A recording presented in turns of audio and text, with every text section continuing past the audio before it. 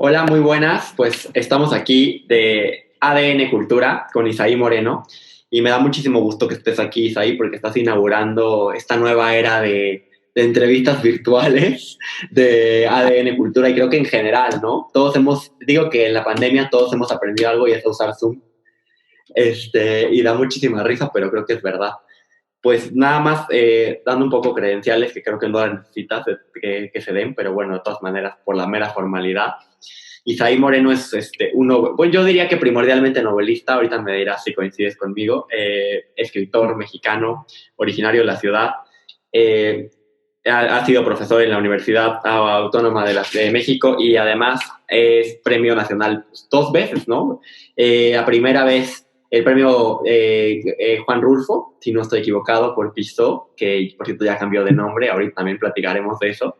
Estrena edición y estrena nombre. Claro, Eh, y bueno, esta vez por la novela que nos vamos a centrar el día de hoy, justamente, el premio en la novela corta Juan García Ponce, su novela Orange Road.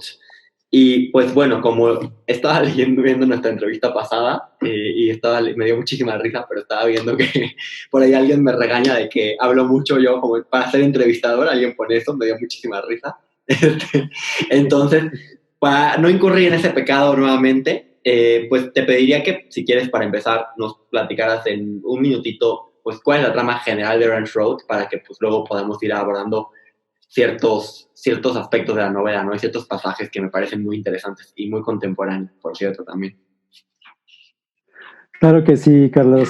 Bueno, ante todo, gracias de nuevo por un gusto estar de nuevo en ADN, estar contigo, al menos a nivel virtual. Es la primera vez que también uso Zoom. Tienes razón, todos estamos aprendiendo cosas.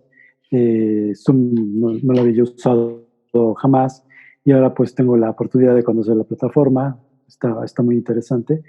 Eh, y bueno, habla todo lo que debas hablar. De hecho, yo lo agradezco, ¿no? Que hablen más que yo.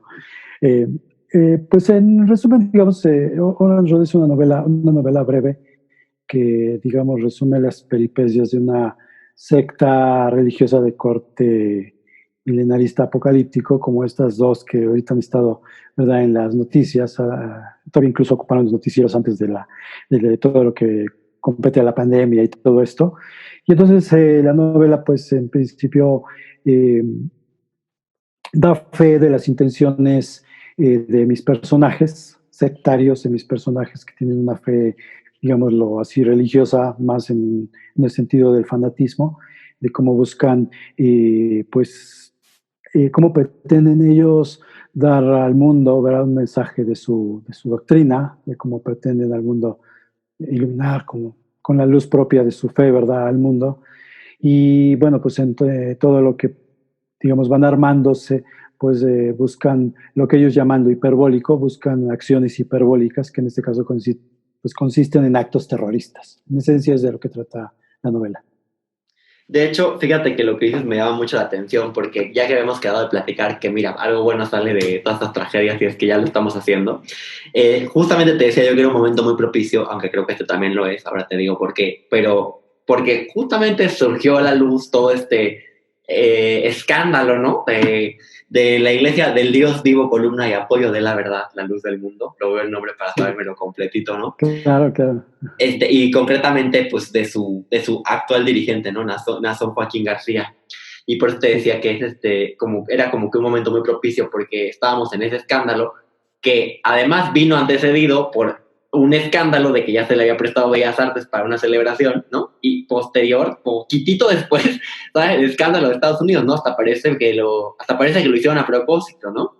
Nada se puede sí, descartar en la política, quién sabe, ¿no? No sé, claro. pero justamente por eso, pero fíjate que también ahorita me llamó la atención mucho ayer releí la novela, obviamente, porque pues por más que uno ya haya leído, siempre hay cosas que escapan, ¿no? Sobre todo la primera lectura. Pero Sí, me llamó la atención, ahorita ya lo mencionaste, pero esta frasecita que dice, lo hiperbólico ocurre en todos los sentidos de la vida, y el desastre en el odio, en el amor y en el reino artificial. Cada guerra y catástrofe, cada epidemia son hechos hiperbólicos. Y por eso me gustaría que nos explicaras un poquito, para los que somos profanos, porque habrá que decir también que creo que es algo importante que faltó decir de ti, que creo que la gente lo sabe, pero si no lo repetimos, Isaí, además de ser escritor, es, bueno, todo un experto doctor en matemáticas. Entonces, esta frase, para nosotros los profanos, ¿cómo nos puedes explicar esto de las epidemias, sobre todo las epidemias hiperbólicas? Porque pues estamos en una epidemia, ¿no? Sí, fíjate que si hubiera sabido todo lo que se venía, hubiera usado el término pandemia en vez de epidemia. Pero es muy interesante porque, bueno, efectivamente, digo, y a mí me asusta porque si yo te puedo decir de un hecho hiperbólico que hubiera visto en mi vida, aunque no en mi vivencia propia, pues era los atentados a las Torres Gemelas, ¿no? Digo, no nos tocó ver una guerra mundial, al menos esperemos que no nos toque verla, pero bueno, eso inauguró, por supuesto, una época. Y de pronto tenemos esta pandemia de corte mundial que pues es tal cual, lo podríamos, como los personajes de Orange Road, lo podríamos meter en la categoría de los sucesos hiperbólicos. O sea, lo hiperbólico es lo desmedido, lo exagerado, ¿no? Aquello que rebasó un límite.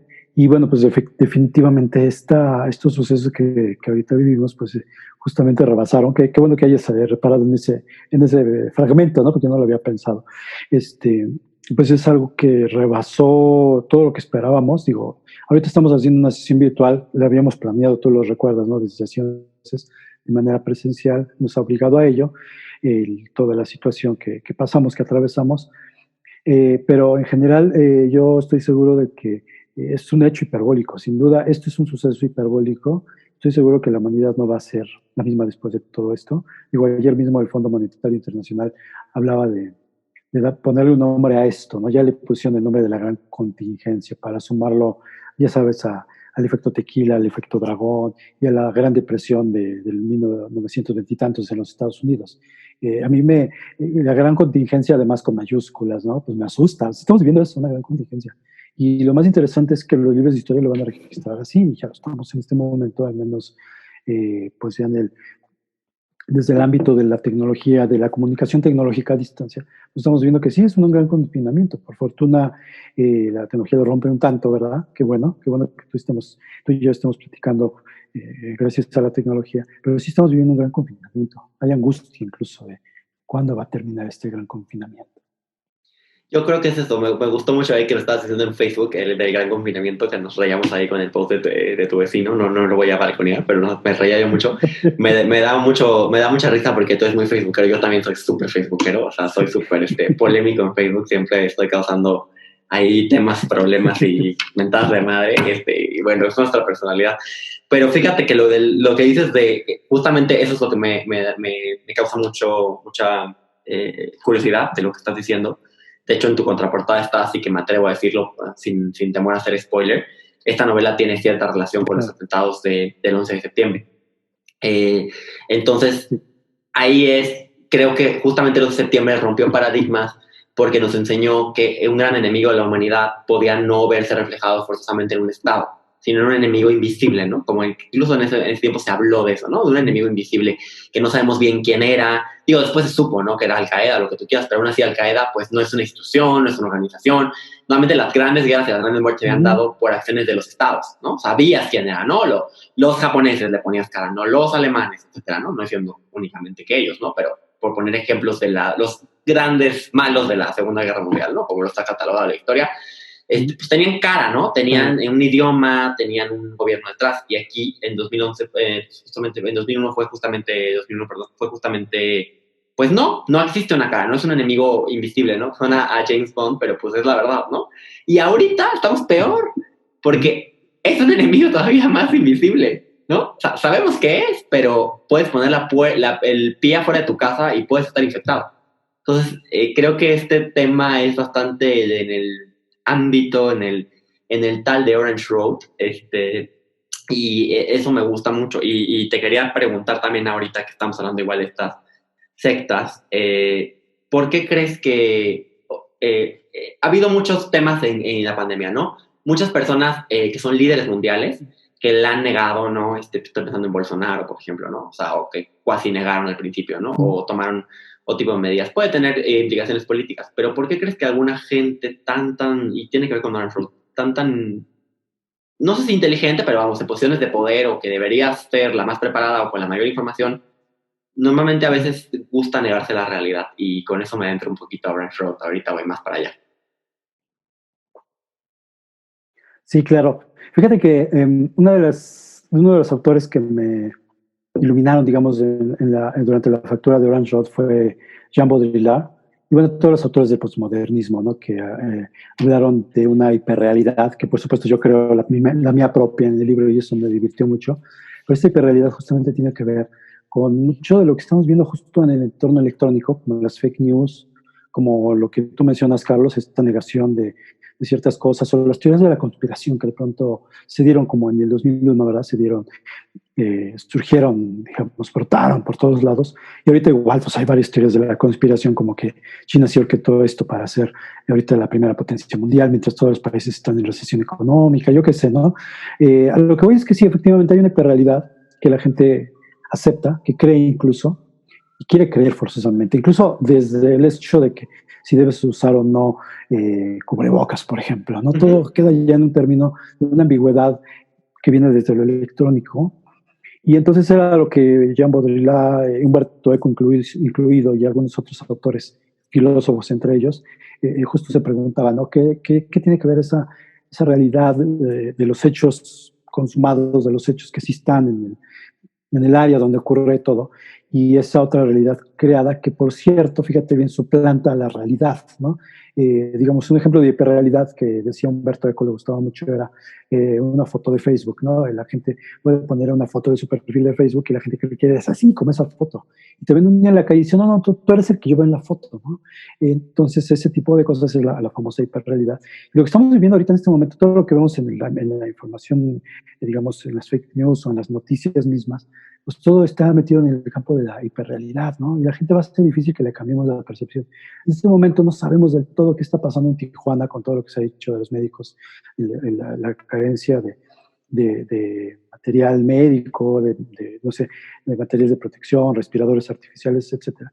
Pero bueno, tendríamos que ir directamente nosotros a comprobarlo, ¿no? Entonces nos vamos a quedar siempre en esa diplopía, en esa doble postura de que, bueno, puede ser o no puede ser. Y eso es la famosa hiperrealidad, ¿no? Entonces aquí estamos viviéndolo, por supuesto. En la novela los personajes están, por supuesto, viviendo una hiperrealidad, tienen su propia teoría de la hiperrealidad, una doctrina casi religiosa que se crea a partir de ello. Y bueno, ahorita que mencionabas lo referente a la secta, fue curioso porque hace un año que estábamos empezando la promoción de la novela, justo hace un año, abril, en marzo, abril, pues salieron los escándalos de NextView y salieron los escándalos de la Luz del Mundo. Fue como curioso porque, bueno, parecía casual, parecía providencial, mejor dicho, que se estuviera promoviendo la novela justo cuando ocurrieron estos sucesos de escándalo. Pero bueno, salió simplemente así, ¿no? Yo no lo planeé. Y me divirtió mucho, ¿no? Que de algún modo la realidad estuviera coincidiendo con algo que yo planeé como ficción y algo que además en su momento yo creía ya clausurado, es decir, que estas distopías o digamos, esta acechanza del fin del mundo, estos anuncios apocalípticos, pues ya se habían quedado en el milenio pasado, ¿no? Que se habían incluso caído con las mismas torres gemelas y pues no surgieron nuevas, ¿no? Nuevas posturas de estos grupos religiosos. Siempre va a haber cosas nuevas, de hecho, ahora que dices Baudrillard, de hecho, es tu epígrafe, ¿no? Ya que el mundo adopta un curso delirante, debemos adoptar sobre él un punto de vista delirante, ¿no? De Jean Baudrillard, justamente. Y fíjate que ese tema que dices es muy chistoso porque el ejemplo de Eco, porque creo que también el mundo, curiosamente, el mundo digital contribuye a esto, ¿no? O sea, nuevamente pensaríamos que al tener mayor información todos, vamos a tener información más certera, información más globalizada o más, pues, digamos, homogénea, cuando pues no es para nada así, ¿no?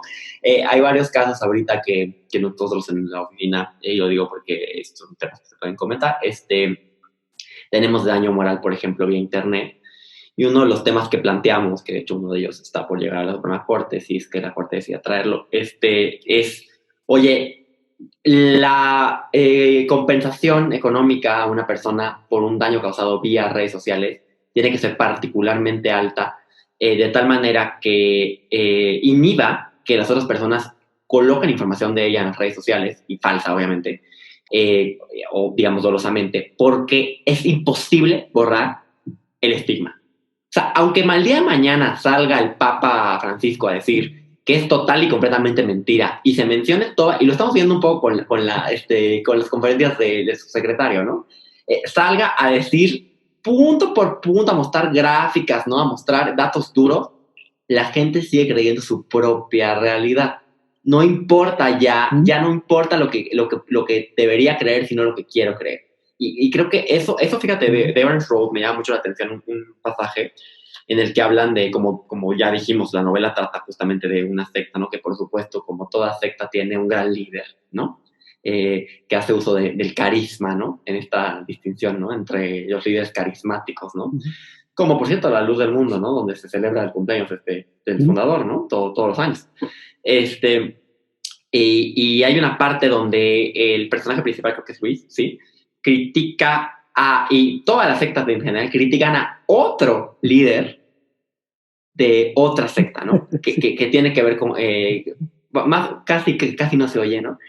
Temas que tienen que ver con la no aceptación del plasma o de transfusiones sanguíneas, etcétera, ¿no? Más o menos por ahí va lo que critican del otro líder. Y me llama la atención porque ellos están en una situación idéntica, no obstante, son incapaces de verla, pero pueden criticar a otra persona exactamente en esa misma situación.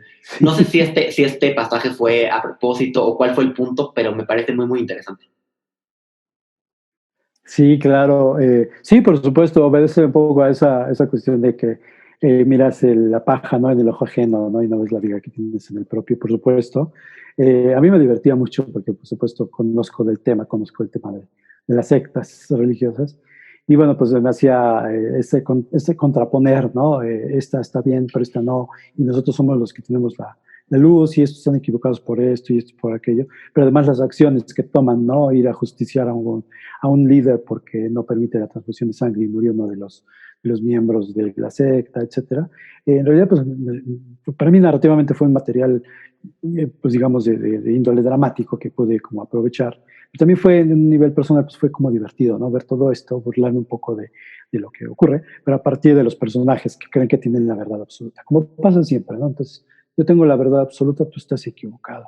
Y es muy, muy interesante porque yo en algún momento me tocó ver justamente enfrentamientos entre líderes, bueno, no líderes, perdón, entre miembros, entre profesantes de fe protestantes, digamos, una vez me tocó ver una discusión entre un adventista y un pentecostés, y aunque parece que son de lo mismo, ¿no? Ambos son, digamos, se denominan cristianos y ambos pues, leen el Nuevo Testamento, creen varias cosas que coinciden en esencia, pues se contradicen en muchas entre ellos, ¿no? Y entonces fue una pelea ríspida, ¿no? No, el versículo tal dice esto y tú lo estás malinterpretando y tergiversando. No, fíjate que no, tú quién sabe qué y te estás yendo por acá porque San Pablo dijo esto acá y allá. Y entonces era interesante ver la discusión porque finalmente todo se reduce a que cada uno de ellos creía que tenía la verdad y que el otro estaba equivocado, ¿no? Y bueno, partimos de eso mismo, ¿no? No solo en las sectas, sino en general. La gente en este mismo momento cree que tiene la verdad, ¿no? Si dice, debo usar o no un cubrebocas, debo tomar esta pregunta que también mucha gente no le hace a los médicos, incluidos el doctor López Gatell, que no responde, ¿qué debo tomar para aumentar mi sistema inmune? Pues no le responde, entonces crean su propia verdad. Pues voy a tomarme unos ajos, voy a tomar no sé qué, para hacer algo por cuenta propia, pero finalmente todo en aras de seguir la intuición de una propia verdad, ¿no? De una verdad personal que se va a imponer a otras verdades, por supuesto, ¿no? Y también va en el ámbito de lo que tú dices, lo que elegimos que queremos creer como verdad. Para la gente, aunque haya pruebas de que el hombre llegó a la luna en 1969, pues muchos van a decir, no es cierto, no llegaron, no fue un montaje. Y es bien interesante porque a lo mejor en el ámbito narrativo, en el ámbito de la mentira, que no es lo mismo que la falsedad, a lo mejor a veces la mentira es más interesante, ¿no? Quiero pensar que por ahí es que hay una fascinación por querer creer otras verdades, entre comillas, ¿verdad? Otras cosas que no necesariamente coinciden con la realidad. A lo mejor la realidad no es tan interesante, es más divertido decir que el hombre hizo un trucaje para mostrar que había llegado a la luna en 1969, que simplemente aceptar que llegó y punto, ¿no? Igual aquí, pues yo leí el otro día, estaba leyendo una teoría justamente de cómo hubo todo un proceso para que el virus de Wuhan se exportara al mundo, pero no llegó curiosamente a Hong Kong, no llegó a Shanghai, no llegó a Beijing, que son pues, las ciudades más importantes de China, o al menos de las que yo conozco, y como una cosa rara, ¿no? Entonces empezó toda una teoría de la conspiración. Y bueno, pues las teorías de la conspiración pues, son muy, muy interesantes narrativamente, ¿no? Y creo que pero la Narrativamente gente son se comienza maravillosas. a fascinar por él. Sí, narrativamente son maravillosas, ¿no? Y creo que la gente Narrativamente son maravillosas. pues quiere eso, ¿no? Una fascinación por algo que le parece más maravilloso, más digno de contárselo a otros, Sí, yo te puedo decir, no, es que sí es cierto, los chinos ahorita, digo, y no lo he visto, pero hay gente que me lo ha dicho, si ahorita tú ves cómo está la bolsa en el mundo y todo, la economía de China se ve muy bien, Arabia quizá un poco, y todas las demás están en el suelo, incluido Estados Unidos, ¿no?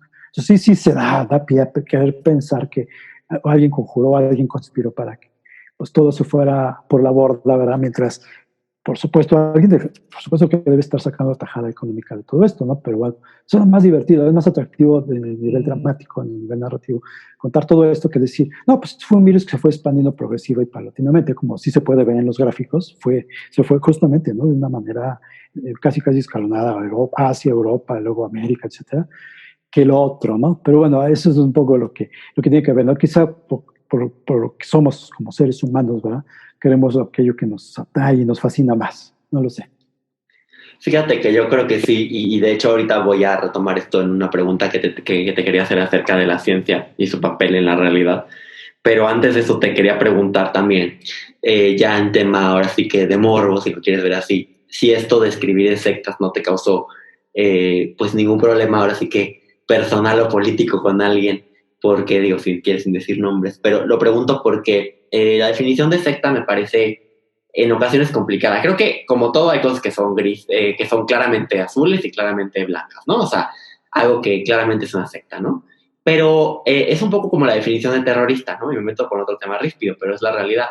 Por ejemplo, si tú preguntas a la gente la guerra de Argelia para la independencia, en su momento, ¿no? La guerra de independencia con respecto a Francia, pues mucha gente habría dicho que esa gente era terrorista. Hoy a la luz de la historia, pues probablemente decimos, no, no, eran independentistas, eran personas que buscan la libertad del pueblo, etcétera, ¿no?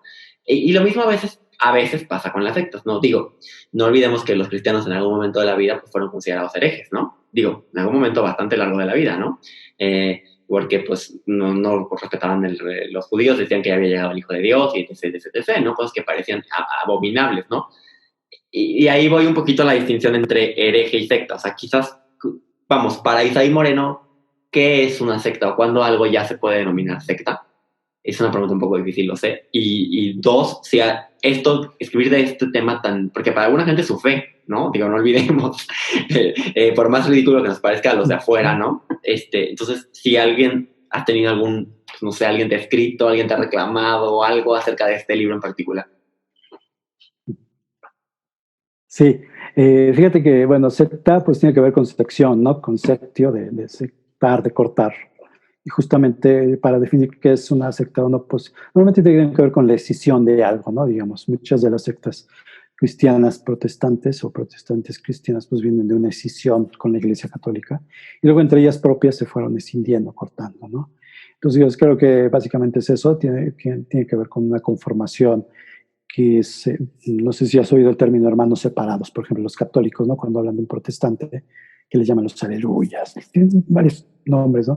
Pero uno de ellos es los hermanos separados, y creo que lo define muy bien, porque separados, sectas, separados, es algo así, no es la separación, los hermanos separados, ¿no?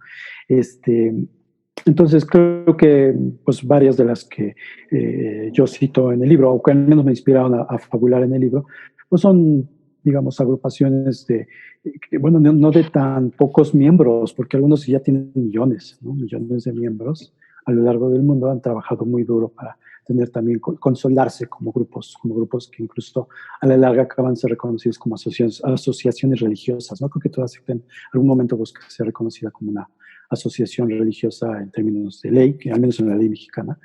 Pero bueno, si hay una definición es esa, ¿no? Alguien que se separó de otro porque creyó tener la verdad, o sea, en pocas palabras, porque yo tengo la verdad y los otros estaban equivocados. Pasó con Martín Lutero en su momento, ¿verdad? Que fue digamos, el que generó todo esto a partir de la Iglesia Católica, pero pues de ahí han surgido muchas, sobre todo en el ámbito del cristianismo. En el lado de Asia, pues también verán los que definen su propio budismo, su propia verdad zen, su propia verdad de algún hinduista, lo que tú quieras, como las sectas japonesas, ¿no? Que también inspiraron parte del libro. En mi caso personal, te podría decir que un poquito sí, sí ha habido un tanto de roce, pero te lo puedo decir así, es algo muy, digamos, podríamos decir un tanto personal, pero lo comparto. No le he dado el libro a mi familia, o sea, a mis familiares cercanos, queridos, que fueron, digamos, forman parte todavía de una agrupación de este tipo, pues por no quizá herir susceptibilidades o algo, yo religiosamente a mi familia le entrego siempre pues, mis libros, ¿no? Dedicados y todo. Y esta vez evité hacerlo, ¿no? Quizá mi madre, quizá mis hermanas en algún momento se sintieron extrañadas porque no les he dado el libro, pero es un poco por evitarme ciertas cosas, o con ellas en particular, ¿no? Creo yo que en ese ámbito he recibido muchas comunicaciones de personas, sobre todo, en todo caso, o preguntándome cosas o precisándome alguna, ¿no? ¿Sabes qué? Es que esto iba por acá, qué sé yo, lo cual siempre agradezco. Pero no, hasta el momento, por fortuna, no. Nunca quise irme a meter en el campo de la, ¿cómo le podríamos llamar? En el campo de la investigación, en el campo, tiene un nombre, Carlos, se me olvida en este asunto de la investigación de campo, es decir, ir a entrevistar gente, grabar furtivamente, pero sé de primera fuente de amigos que también son fascinados por estos temas, que algunos de ellos trataron de grabar, digamos, eh, digamos, celebraciones de misas de la luz del fin del mundo, por ejemplo, y fueron perseguidos. O sea, eso me consta, ¿no? La gente se entera, hay una vigilancia muy asidua puede haber espías, yo qué sé. Entonces sí sé que si tú quieres meterte en algunos de estos ámbitos, puedes incluso ser sujeto de persecución por parte de esa misma gente. No lo dudo ni tantito. Además que, pues, mira, creo que una de las cosas que podremos concluir es que normalmente tienen que ver con un tema de poder, ¿no? Porque como decía yo, esas son palabras mías, ¿eh? Esas sí no te las he hecho a ti. Pero como decía yo, normalmente suelen tener un líder carismático y vivo, ¿no? Curiosamente, que de cierta manera encarna la divinidad, caso de la luz del mundo. Fíjate que ahorita que decías de las sectas japonesas y las sectas de budismo y eso, ahorita estoy leyendo, bueno, ya terminé, falta el último nada más, ahora sí que no es comercial, pero por aquí deben estar. Pero estoy leyendo unos libritos que por aquí debo tener, pero que son unos cómics que están buenísimos, por cierto, pero de la historia de China. Me parece genial que alguien pueda poner cosas tan complejas en cosas tan simples, ¿no? En un modo, una forma tan simple. Y justo estaba yo pensando, igual conclusión mía, no te la he hecho a ti, pero decía yo, oye, la historia de China de cierta manera es la historia de la manipulación política de la religión y la filosofía, porque justo narra los cómics como muchas veces el budismo se usó, por ejemplo, el confucianismo antes que otras doctrinas, pues, no solo religiosas, sino también filosóficas, porque sabemos que algunas no son religión, para que empatara con la idea de Estado que se estaba buscando generar en ese momento, ¿no? O como, por ejemplo, el budismo fue deprovisto por el budismo chino, vamos a decir, de sus algunas características esenciales incluso, ¿no? Como es el no apego, como tal, y fueron introducidas otras exógenas, ¿no? Digamos, exóticas, para empatarlo con la ideología de Estado, ¿no? Y que la gente tuviera algo, pues un sustento, digamos, emocional, espiritual, que lo hiciera seguir al Estado, ¿no? Y digo, no es únicamente en Asia que ha pasado eso, probablemente ha pasado en todo el mundo, pero me llama mucha atención porque hay mucha manipulación de este tipo ahí. Y con este tema del poder me llama también la atención que también por aquí en North Road hay algún momento en que el personaje principal que cuenta o habla de la relación que tiene con el Mesías, vamos a decir, el elegido o el guía creo que le llaman, en Orange Road, con una mujer, ¿no? Y dice, algo me vino a la cabeza. Sí, dice el personaje principal, ¿no? Me vino a la cabeza los rumores que había de la mujer que elegía cada lustro, o algo así, ¿no? El guía del grupo. Sí. Y eso me llama la atención porque, curiosamente, nuevamente, cuando hay escándalos de sectas, son los casos de las dos sectas que platicamos ahorita, siempre tiene una relación estrechísima con el tema sexual. O sea, sí, muchas personas que entran en esa secta entran a través de un tema de dominación sexual, ¿no? Es el caso más más que de la luz del mundo de la otra secta que mencionamos ahorita, en el que incluso se dice que las mujeres Nexium, que se les marcaba y todo esto. ¿Y esto por qué? O sea, ¿tú por qué crees que sea? Digo, sonaría un poco, que sabemos que no en la historia, incluso en la católica, pero sonaría un poco antitético, ¿no? O sea, ¿cómo una religión tiene que ver tanto con sexo? O se hace de adeptos a través del sexo. Hay otras formas, pero es sin duda de las principales. Sí. ¿Y por qué crees que esto pase? Claro. Sí, pues por varias razones. Esta cuestión del poder de la que tú hablas tiene que ver, justo. Digo, incluso lo que mencionabas no es ocioso, por supuesto que sí. Y suena bien empatarlo, ¿no? Así, decirle al pueblo que que viva con poco, ¿no? Que el no apego y toda la teoría de la filosofía budista, porque pues eso le va a dar la riqueza, va a hacer que la riqueza se concentre en un ser, en un tirano, ¿verdad? El pueblo pues no va a decir nada, ¿no? Y creo que hasta el cristianismo va por ahí, ¿no? De que debes ir al día y tener solo lo básico, pues para que el Vaticano o la Iglesia tenga todo lo demás.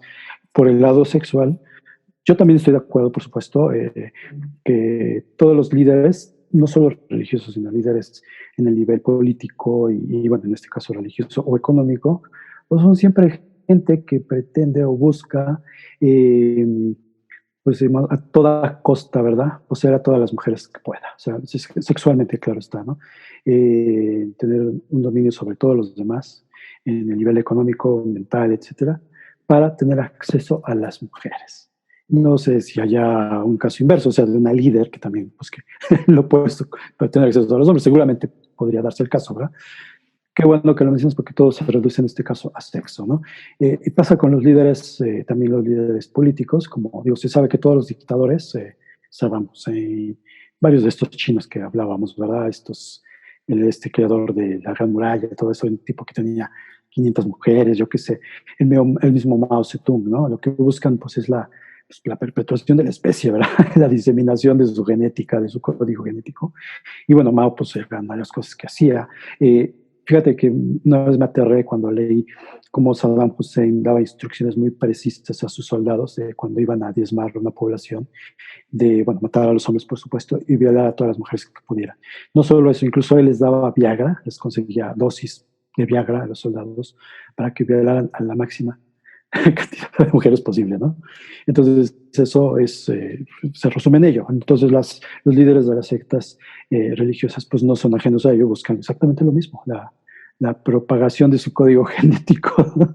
El disfrute de todas las mujeres que puedan, la posesión, no solo la posesión física, sino la posesión emocional, la posesión de objeto, como en el caso de Kit Raniere, ¿verdad? Que les tatuaba, ¿verdad?, sus iniciales en la zona pélvica a las mujeres, o el caso de la Luz del Mundo, que también pues se sabe por testimonios que conste, no me quiero meter con la Luz del Mundo, pero se sabe por testimonios que uno de los actos de seducción hacia los fieles pues es justamente por el ámbito sexual, es decir, mujeres que seducen a hombres y los llevan a la iglesia de la Luz del Mundo, etcétera. Entonces, bueno, por un lado, como tú bien lo dices, va el sexo como un acto de gancho, de fascinación, de atracción, para después quitarles el dinero a los adeptos, ¿verdad? Y quitarles todo. Pero también el sexo para el líder, es decir, poseer a todas las que pueda, ¿no? Es como el macho alfa, pues, ¿no? Que va a tener a todas, así como en el reino animal, creo que nomás que aquí se usa con técnicas pues más malvadas, ¿no? De manipulación subliminal sobre las masas, pero pues en la naturaleza, pues el animal más fuerte pues tiene a todas las hembras, no hay concesión, ¿eh? No hay de que si en una manada el león comparte, pues tú tienes no, el león tiene a todas. En cualquier que yo he visto de la vida natural, de la vida salvaje, el macho alfa tiene a todas las hembras, no hay concesión. Y aquí es algo parecido. El líder busca todas las hembras posibles. Sí, fíjate que eso es chistoso para que no digan que nada más nos metemos con nadie, que por cierto respetamos el principio de presunción de inocencia, ¿verdad? Y algunas de las cosas que decimos están siendo juzgadas actualmente, como bien dices, y me parece importante precisarlo. Pero cómo el sexo siempre se tiene que o contener o fomentar por la religión es curioso.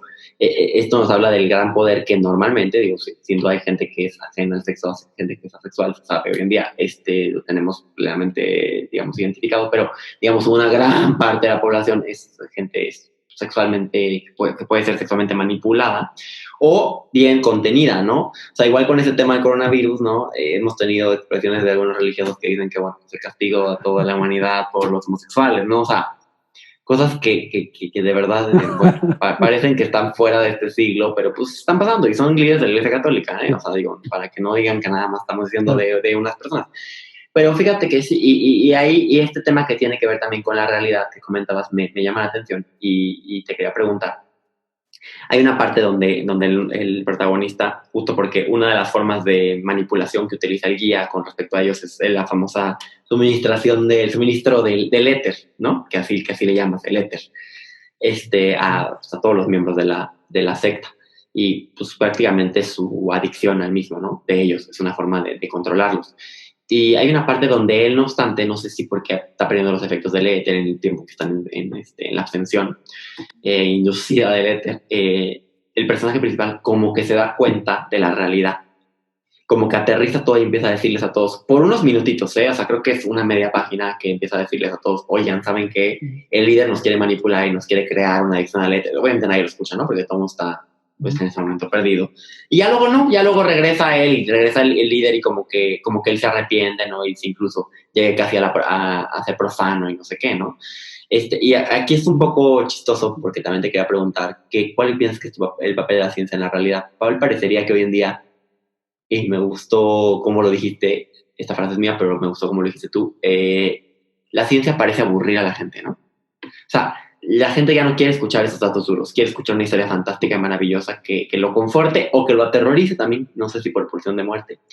Entonces, ¿qué papel crees que juega la ciencia en la vida y luego en Orange Road y en la literatura, ¿no? O sea, ¿qué papel juega la ciencia ahí?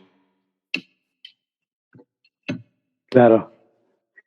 Fíjate que desde hace, no sé, más de un siglo, casi 2 siglos, se ha discutido cómo en algún momento la ciencia, a partir de la Ilustración, a partir de la época del racionalismo, se apropió de muchos ámbitos del conocimiento, para bien yo diría, pero también se adueñó de una manera tirana, impuesta o impositiva, porque de una u otra manera atentó contra el conocimiento narrativo, o sea, el conocimiento de la narración, incluso de esto que tú mencionas, eso que es lo fantástico, lo maravilloso, etcétera. En algún momento todo ese conocimiento fue dejado pues, como diversión para las masas, si tú quieres, pero no como algo serio. Hay algo bien interesante cuando se hace que las dos cosas, los dos tipos de conocimiento, el narrativo y el paradigmático o lógico, tengan el mismo nivel de competencia, digamos, porque entonces, bueno, estaríamos, incluso en lo que vivimos actualmente, pues podríamos equilibrar las cosas y sabríamos en qué momento uno tiene sus límites y en qué momento el otro tiene sus dominios y al revés. Que no pasó quizá en algún momento, así como pasó, fíjate, el movimiento romántico de los alemanes y luego los franceses, etcétera. Es un movimiento que curiosamente viene más bien como una rebelión ante el conocimiento científico, no como conocimiento en sí, sino como la impostura y la imposición de algo que si no lo puedes sopesar, si no lo puedes medir, si no lo puedes poner en términos de materia, de átomos o de ecuaciones, no existe o no tiene sentido que lo expreses, ¿no? Y ellos, bueno, se rebelaron. Digo, Goethe, que es uno de los padres del romanticismo, en esencia era un científico también, era una de las mentes más brillantes que hayamos tenido, igual que Allan Poe, que en esencia era un científico, pero que como que se opusieron mucho a esto, creando incluso una nueva forma de narrar, ¿no? Muy, muy interesante, porque es maravillosa, es en parte mágica, en parte fantástica, etcétera. Pero curioso, ¿no? Que lo fantástico venga de gente que era muy lógica y muy rigurosa en el pensamiento. Por otro lado, bueno, sí hay que haya una relación entre la ciencia o la literatura, o entre lo que el mundo contemporáneo, pues debe de ser, debemos de ver, como tú lo mencionabas, que la ciencia es igual de apasionante que muchas de las otras actividades. Yo en mi ámbito personal que pasé por todo ello, pues incluso siento que en la ciencia hay incluso un tanto de misticismo, ¿no? Un misticismo que yo te puedo decir que Carl Sagan me parece que incluso era más místico que el propio Papa Francisco y cualquier papa que me pongas enfrente, ¿no? A menos que haya sido, no sé qué papa podríamos poner en contra, pero es un gente que tiene una búsqueda tal, tiene una búsqueda de las leyes del universo en aras de hallar una verdad, pero sobre todo en aras de que el asombro, que como también en Orange se sienta de alguna manera, ¿verdad? Que el asombro permanezca vivo, ¿no? A veces parecía que la ciencia, por su rigidez, quiere matar el asombro, ¿no? A veces parecía que los datos duros que cada tarde nos da su secretario de salud parecía que quisieran matar el asombro. No sé qué queremos los humanos, ¿no? Si queremos ver gráficas más drásticas de muertes, o si queremos ver, no sabemos qué queremos que nos diga, pero siempre cuando nos dan los datos duros, como dicen los números, las estadísticas, etcétera, como que nos rebelamos contra ello, ¿no? Y nos parece que es aburrido, que es ríspido, rígido. No, todo tiene que ver en el ámbito de la exposición. La ciencia es también narrativa, es un área, podríamos decir, que narrativa, ¿no?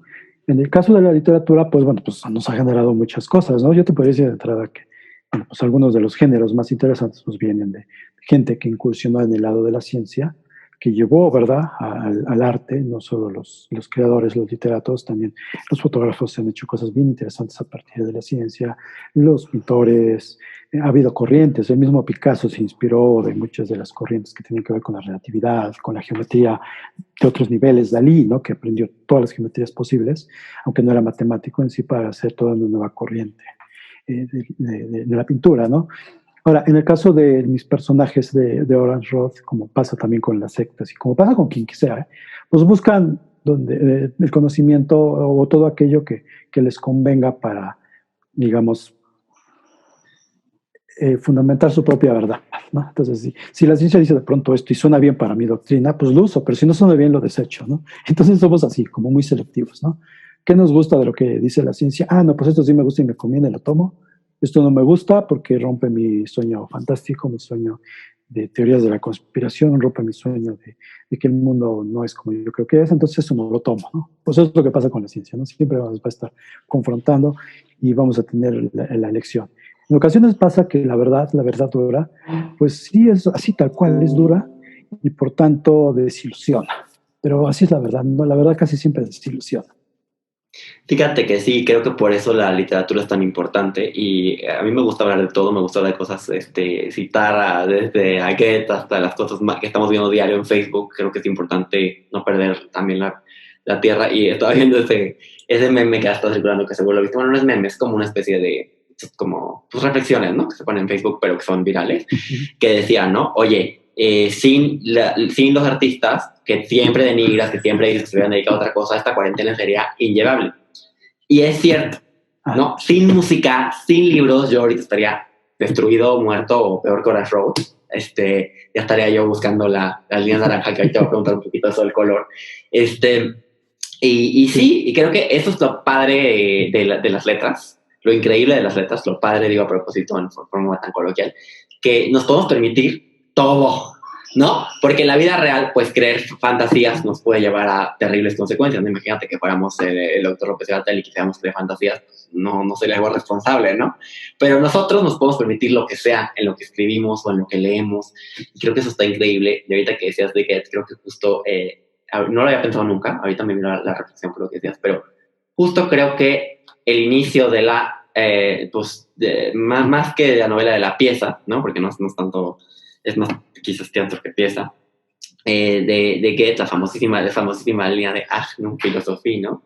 Juristerei und Medizin und Lehre auch Theologie, ¿no? Que dice Fausto que está harto de estudiar, ¿no? Todo eso, ¿no? Filosofía, derecho, medicina y desgraciadamente, así lo dice él, también teología, que es normal porque la teología era la ciencia unificadora en aquellos tiempos, lo que hoy en día es la filosofía quizás, ¿no? Claro, Pero justo creo que Fausto tiene ese espíritu romántico, ¿no? Porque inicia con la idea de que ya no tiene asombro. O sea, ya está harto de todo. Y por eso inicia todo este rollo con el Mefistófeles, ¿no? Que en nuestra conversación pasada te decía yo que yo sostengo siempre que el Fausto de Goethe no habla del diablo, sino de un diablo X, que es Mefistófeles, porque no tiene grandes poderes. Claro. Medio torpe a veces y demás. Sí, pero es este espíritu. A mí la ciencia me parece increíble. Te voy a decir, yo tengo muchos amigos que son muy místicos, y yo respeto muchísimo su forma de pensar, pero yo siempre digo, bueno, pues es que la química también es muy mística. Tan mística que yo a veces no la entiendo, ¿no? O sea, y sí, o sea, la realidad a veces también es muy mística. Es más difícil quizás adentrarte a la ciencia que adentrarte a un libro que te compraste en Sanborns, y digo, no por Sanborns, pero por cualquier puesto, pues, o sea, de alguien que se le ocurrió una teoría padrísima y está padre y se le ocurrió y la pone en un libro de 15, 20, 100 hojas, pero pues se le ocurrió, ¿no? No tiene algo detrás. Entonces, creo que eso de la ciencia es muy interesante y a la vez se contradice a sí mismo, y también lo platicamos la vez pasada con el tema del paradigma, porque curiosamente creemos que avanzamos, pero algunos dicen, pues no avanzamos, ¿no? Viene algo y nos descubre que todo está mal.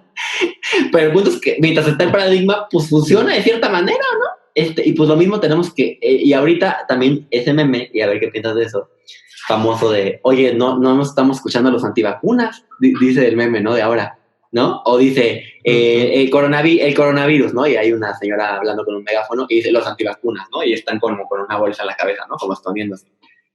Y eso está pasando, ¿no? Ahorita tenemos mucha negación de la ciencia, pero también mucha esperanza en la ciencia. Todos esperamos la vacuna.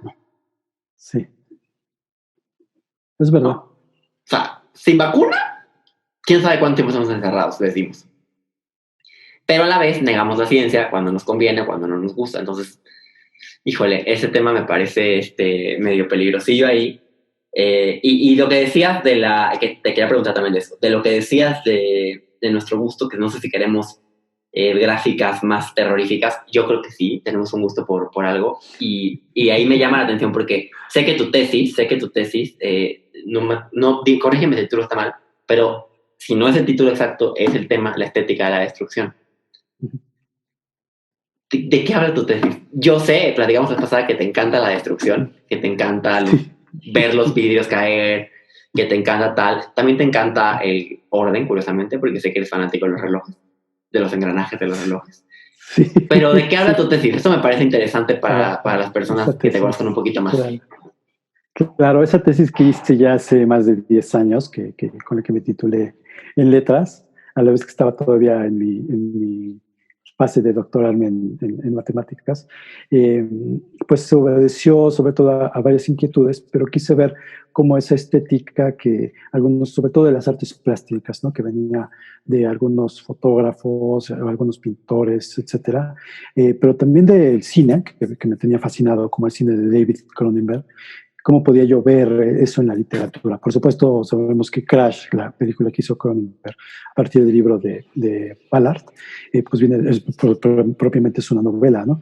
Pero yo quería ver, bueno, en principio, partir de las artes plásticas, partir de lo que yo había visto tanto en cine como en fotografía, y Hans Bellmer, por ejemplo, un fotógrafo que hacía ese tipo de cosas, y entonces ir como al revés, ¿no? Y ver cómo esto se había manifestado en la literatura, ¿no? En el nivel de justamente de la temática, cómo se había manifestado en autores que, bueno, tuve que aterrizar porque había que delimitar mucho, ¿verdad? Yo quería verlo en general en la literatura, pero, bueno, mi carrera era en letras hispánicas, entonces tenía que hablar de autores de preferencia hispanos y, bueno, latinoamericanos. Entonces, bueno, pues lo delimité, hablé de un autor español y de 3 autores latinoamericanos que cómo abordan este tipo de cosas, ¿no? Por ejemplo, Jesús Ferrero pues toma cosa como ve el Apocalipsis como un juego de dioses, ¿no? Un juego bien interesante porque habla de cómo es la destrucción del mundo a partir de una especie de juego de dioses en el cielo, como una especie de Nintendo celestial, por llamarlo así. Y entonces es muy interesante su abordaje, ¿no? A partir de cómo han pasado varios apocalipsis.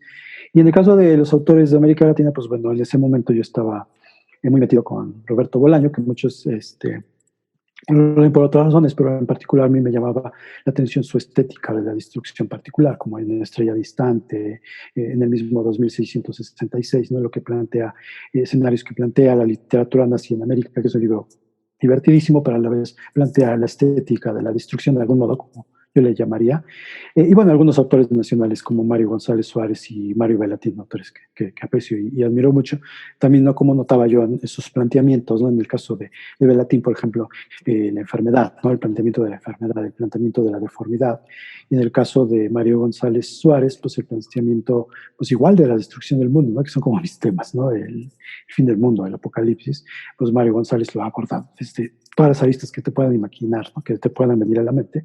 Y bueno, fue básicamente de lo que trata la tesis, ¿no? Ya tiene rato que no la abro, pero fue algo que me divirtió mucho, que más que otra cosa me ayudó a delimitar una temática, ¿no? ¿Qué es lo que tiene uno que hacer cuando investiga, ¿no? Delimitar temas para que una vez bien delimitados, ahora sí se aborden de más amplio de los sentidos. Entonces, Sí, de eso fíjate, trata sí. la tesis de hace tiempo. Sí, que de hecho me parece que ahí compartes con los personajes también de Death Road ese gusto, ¿no? Por la destrucción, cuando están planeando destruir ciertos edificios y tal. Lo están planeando, ¿no? Están diciendo, oye, incluso hemos consultado técnicos para saber qué tanto explosivo y tal, porque creo que uno se iba a quemar y tal, ¿no? Qué tantos explosivos se necesita para tal y cómo vamos a ver caer y destruir ese específico edificio, ¿no? Y cómo se va a ver arder, etcétera. Finalmente, pues es una fascinación por la destrucción, ¿no? Sí, Que y que también. puedes llevarlo a un ámbito incluso práctico y estético.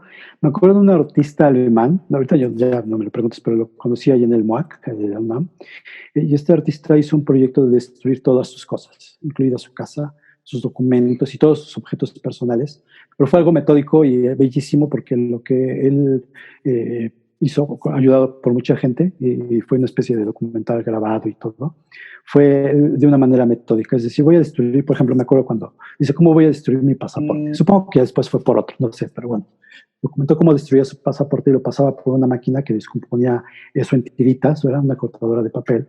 Después cada tirita se iba metiendo a otro lugar, se catalogaba y después se incineraba, cosas de ese tipo, ¿no?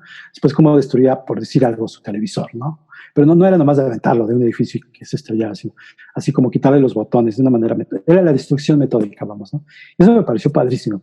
Bueno, eso se fue siguiendo por mucha gente allá en Europa.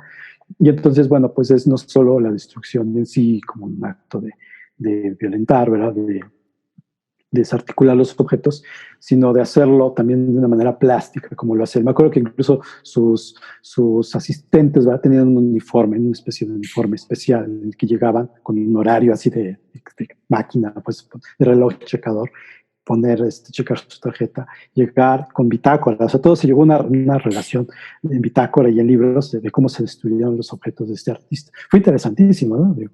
Muy motivante.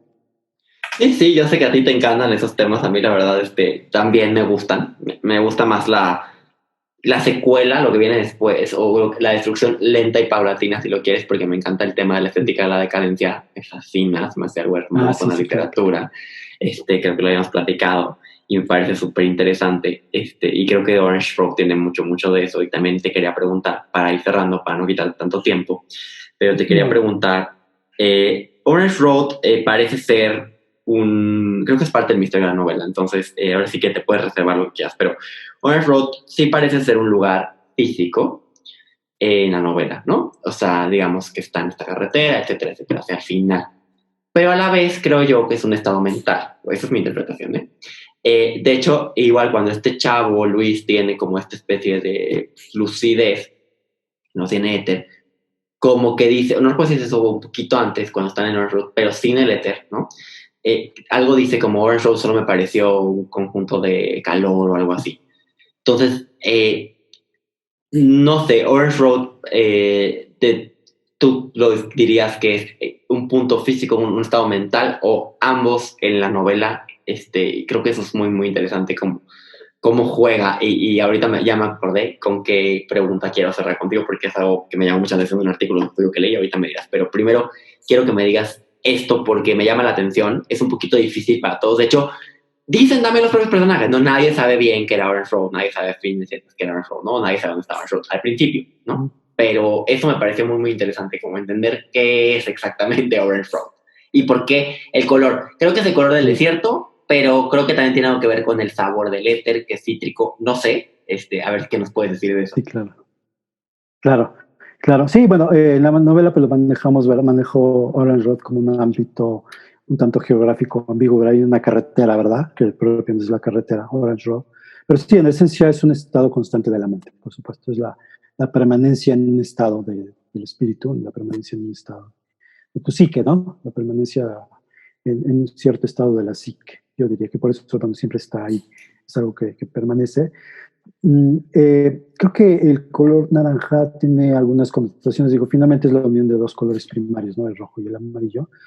Pero bueno, lo he leído, te mentiría si te digo ahorita la explicación, pero he leído porque, por ejemplo, en el budismo, a partir de la explicación de los colores, porque se elige mucho el color naranja, porque, por ejemplo, las túnicas de los monjes son naranja y todo ello. Y sí hay una explicación Claro. precisa que tiene que ver un poco con la energía, con el estado de, yo que sé, la vibración, lo que tú quieras. Pero no voy a especular, no voy a hacer teorías de la conspiración en este momento sobre el color naranja. Simplemente que es un color que me pareció fascinante. Me pareció fascinante cuando llegó a mi mente el título, ¿no? Orange Road, que venía por ahí de algo que yo, y creo que en un manga japonés o algo así. Yo lo desconozco por completo, este manga o este anime japonés. No sé de qué trata, tendría que verlo en algún canal de producción japonesa o algo así, pero el nombre se me quedó en la cabeza desde que llegó a mí. Y dije, yo quiero escribir algo que se llame así y explorar todo. Claro, tenía que ver, no sé si el color, si tenía que ver la fonética, la sonoridad de las palabras. Por supuesto que pues cualquiera que no domine el inglés o no sepa inglés va a saber que es Orange Road, lo va a poder traducir. Dije, no es necesario que lo diga en español. Y bueno, a partir de eso, fíjate, es curioso porque a partir de 2 palabras yo quise crear todo un mundo, ¿no? Un mundo que al principio no se me dejaba configurar, ¿no? Un mundo que no podía yo visualizar incluso. Trataba de atrapar mediante el lenguaje ese mundo, trataba de configurarlo de una u otra manera, hasta que me di cuenta que ese mundo en realidad era un poco ese mundo que yo había vivido tarde o temprano en mi existencia, ¿verdad? En algunas vivencias personales, y fue cuando ya empezó ahora sí a tener vida, cuando los personajes ya eran de carne y hueso, ya no eran solo abstracciones, sino ya eran personajes que pensaban y sentían, vamos, ¿no? Que tenían un pensamiento individual cada uno y un sentimiento o una serie de sentimientos, aunque estuvieran controlados por alguien, claro está, ¿no? Pero que estaban ahí finalmente, ¿no? Seres que incluso creo que son personajes que sienten más que otros personajes y son personajes, si uso el término de la misma novela, ¿verdad? Son de algún modo personajes hiperbólicos, ¿no? Que de algún modo los sucesos los impresionan más que a cualquier otro, ¿no? Y por supuesto la expectativa de Orange Road a ellos los impresiona más que a cualquier otro miembro, incluso de la misma secta, ¿no? ¿Qué espero de Orange Road? Qué maravilla, el asombro.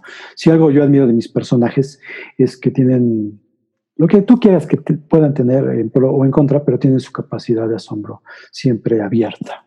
Y bueno, pues es creo que en general lo que podemos desear de todos los seres que tratamos alrededor, ¿no? Que tenga su asombro despierto.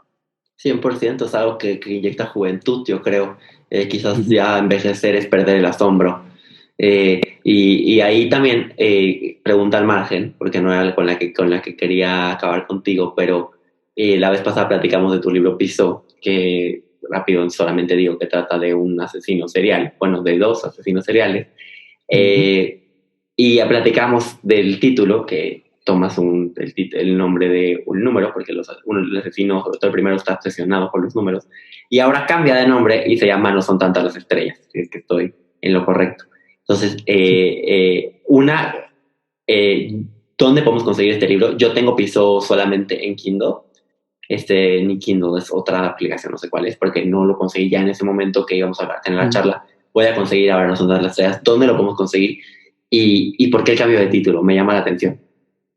Sí, bueno, ahorita la contingencia por desgracia alteró todo y el plan era que por este mes o el anterior ya estuviera llegando a librerías, entonces ahorita se consiguió solo en ferias de libros, estuvo en la filminería, etcétera, pero la idea es que, bueno, al principio se espera que pasando todo esto llegue al sótano, a Gandhi y a Péndulo, ¿no? Entonces son las 3 que se podrían encontrar en la versión en papel, por supuesto, pero tenemos también otra versión que también, por cierto, es en papel, que es la versión bilingüe que se está manejando en los Estados Unidos, porque también se puede pedir por Amazon. Esta ahorita se puede ya pedir ahora mismo por Amazon. Ok, por Amazon. Maneja Katakana Editores, un programa editorial de Omar Villasana.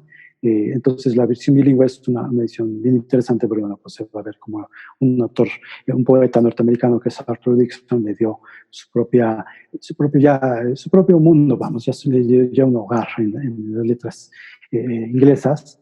Y entonces, bueno, se puede conseguir también, si se desea la edición solo en inglés, también se puede ordenar por Amazon, tanto en ebook. El ebook se maneja en PDF por una cuestión de diseño, un diseño que Omar Villasana cuidó bastante para que fuera elegante, hermoso, sobrio y a la vez estéticamente, bueno, visualmente aceptable. Entonces, bueno, un formato EPUB podría alterar todo esto, el formato dinámico. Aquí se eligió que a propósito sea un PDF. Entonces también por Amazon se puede encargar, se puede ordenar. Los lectores también pasar a mi portal a bajar una muestra, por supuesto, prometo para ADN un ejemplar. Para, gracias. Lo recibiremos con gusto. Tanto de la versión bilingüe de Katakana Editores como de la versión de Camelot América, que edita Pablo Solares Acebal, editor español. Entonces, digo, pronto tendríamos noticias. Vamos a ver si también por el portal podemos manejar al menos algunos envíos por vía mi portal en lo que todo esto se arregla, ¿no? De hecho, estoy pensando seriamente en ello, en hacer llegar por ahí algunos ejemplares a los lectores. Entonces, es un poquito de lo que se puede hacer con la forma de conseguir No son tantas las estrellas. ¿Por qué el título de No son tantas las estrellas? Porque, seamos honestos, el primer título, al menos en el ámbito comercial, editorial, no tuvo digamos, el impacto que se deseaba. Y me refiero al impacto no por el texto en sí, ni nada por el estilo, sino por el nombre. No le decía mucho a la gente, ¿no? Cuando me decían, ¿cómo se llama tu novela? yo decía Tizot, tenía que explicarles y tenía que aclararles que no era Tizoc, como nuestro personaje del cine. Entonces esto también me creaba mucho conflicto. A los editores no tanto, de hecho, en mi principio para mí sigue siendo Tizot, sigue siendo una parte esencial, porque eso motivó el nacimiento del libro, pero bueno, ya en un nivel comercial como que funciona mejor, al menos para la edición bilingüe se había pensado así. Y dijimos, bueno, también vamos a hacerlo para la versión, no solo en la versión en inglés, sino también para la versión en español, ¿no? Se toma del mismo libro, hay una frase de uno de los personajes que es calculista, lo recuerdas, Carlos, y dice algo así como no son tantas las estrellas. Entonces, bueno, pues dijimos, sí, ya, ahora sí, como título definitivo ya no lo vamos a cambiar. Y bueno, pues es ahora digamos, la oferta que se está dando, ¿no? Y que así ya prometo que se va a quedar. No son tantas las estrellas. Se ve este fantástico, lo quiero porque te digo, no lo tengo en papel y desgraciadamente no soy tan millennial. Ahora sí que no son tan las estrellas, no soy tan millennial. Y leer todavía online me cuesta. Y además, pues no sé, no es la misma sensación para mí, soy un nostálgico que quieres que te diga. Pero para cerrar te quería hacer una pregunta antes de, no sin antes felicitarte porque te decía la vez pasada y lo creo de verdad de corazón, que para que alguien sea extraordinario en lo que hace, tiene que ser casi tan extraordinario en otra cosa. Casi tan extraordinario porque te reconozco y te creo y te concedo lo que me decías la vez pasada, que hay que dedicarse con fuerza a una sola cosa para poder ser de verdad el mejor o de los mejores, y también lo creo. Es algo que siempre me dice Hernán Lara, curiosamente, siempre me dice que si yo me hubiera dedicado a dedicar a las tonterías del derecho y me hubiera dedicado a escribir, ya escribiría bien, siempre dice eso. Me da mucha risa que me lo diga, pero pues tiene razón. Pero aún así creo que yo más que tú, pero creo yo que pesa mucho en tu escritura nota que seas matemático. Y a mí se me hace algo que le da una riqueza enorme a lo que escribes. O sea, fuera de empobrecerlo, lo enriquece. No nada más es por ser matemático per se, sino por ser científico. Y por eso te leía una entrevista de ti, y me llamó mucha atención una expresión y me gustaría, para cerrar, que nos la explicaras porque me parece interesante para todos. En la que decías, yo sé que tus primeros inicios fueron con la poesía, también me lo contaste la vez pasada, y decías que la poesía era como la mecánica cuántica donde el tiempo no importaba. Y me quedé con un poquito la duda de por qué lo decías, que el tiempo no importaba.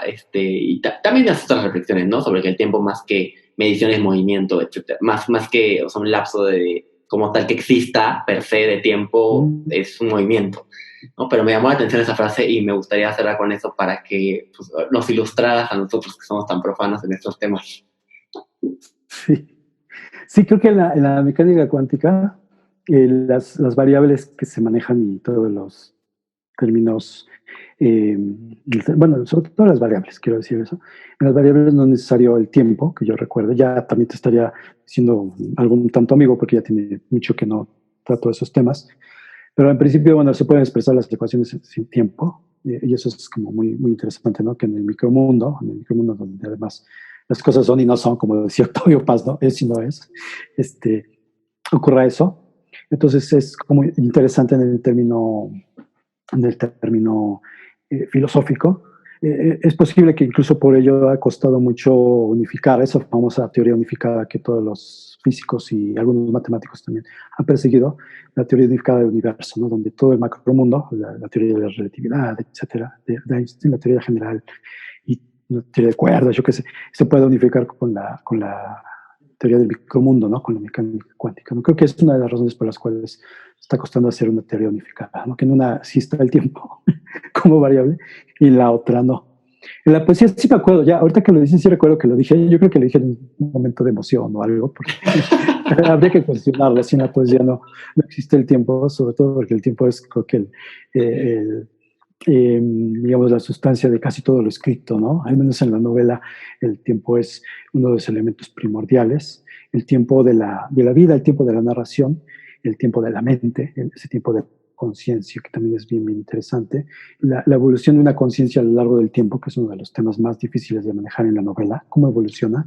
Si leemos sobre todo las grandes novelas, ¿no? Como Marcel Proust y Busca del tiempo perdido, si leemos la historia de Genji de Seishu Shonagon, perdón, de Murasaki Shikibu, autora de hace 1000 años, si leemos por ejemplo, a Virginia Woolf, a los grandes, vamos, que hicieron novelas de alto calado, siempre vamos viendo cómo la conciencia evoluciona a través del tiempo, ¿no? No hablo del personaje que cambia y se transforma, eso es otra cosa, sino de la conciencia. Y eso es una de las cosas más maravillosas de la novela y es una de las cosas más maravillosas que se pueden, y más difíciles de hacer cuando uno hace novela. En la poesía, pues yo creo que sí, efectivamente sigue otras leyes, ¿no? Los poetas están, tanto los poetas como los matemáticos no los he logrado discernir, no los he logrado entender todavía. Pero sí, seguramente sí hay cosas que en la poesía, en la cuestión lírica, ¿verdad? En la expresión del lenguaje, pues a lo mejor sí pueden prescindir del tiempo, ¿no? En tanto que no siempre la poesía es narrativa, ¿no? Yo comulgo casi siempre con que todo es narrativa, pero bueno, lo he discutido con poetas y hay poetas que me han dicho que hay cosas que justamente se hacen pensando en que no sean narrativa, ¿no? Al menos no en la cuestión de espacio-tiempo, sucesos, ¿no? O personaje. No lo sé, habría que cuestionarlo. Yo creo que es un gran tema, el tiempo y la poesía, ¿no? Habría que discutirlo. Ahora, podría hasta decirme, no sé por qué lo dije, pero suena bonito, ¿no? No hay tiempo. Suena muy bonito, suena precioso, por eso te lo sí, pregunté. Claro. Sí, el otro sería en algún momento plantearse una novela sin tiempo, ¿no? No sé si sea posible, yo creo que no, pero ¿qué tal si en una de esas llega un genio de la novela? Y digo, el tiempo ha sido realmente la temática de la novela, ¿no? Pero que a lo mejor llegue alguien, como han tratado de hacer una novela sin protagonista, lo cual, bueno, el truco es que haya más bien muchos protagonistas, muchos personajes en el mismo nivel de protagonismo, entonces no hay protagonista. A lo mejor acá no sé qué truco se podría hacer. Yo no me voy a atrever jamás a hacer una cosa de ese tipo, pero bueno, a lo mejor en algún momento se crea la novela sin tiempo, ¿no? Y si eso se consigue en algún momento, yo creo que va a ser un hito en el ámbito de la novela. Sería maravilloso ver algo así y pues bueno, nunca vemos si ya estamos viendo esto que nunca nos esperamos, ¿no? Este COVID maravilloso que nos vino a enseñar que nada está, parecemos el pavo ese del dilema filosófico, ¿no? Que creía que todos los días le daban de comer, pero pues hasta que llegó Navidad y lo mataron, ¿no? Así parecemos nosotros, ¿no? Claro. Creyendo que causa y efecto siempre vienen unidos y vienen uno después del otro. Y que nos llega la pandemia, sí, claro, hace 2 meses, incluso todavía, aunque ya sabíamos que estaba en Asia, ¿verdad? En China, pues creíamos que se iba a quedar allá, ¿no? Como cuando pasó con el H1, bueno, el SARS, ¿no? La fiebre aviar y todas estas epidemias que se han dado por esas regiones asiáticas, que siempre, o en el ébola, ¿no? Ahí en África, etcétera. Pues siempre creemos que se van a quedar en un dominio local y de pronto rebasó todo, llegó a lo hiperbólico, como decíamos hace rato. No lo estábamos imaginando, definitivamente, Carlos, ¿no?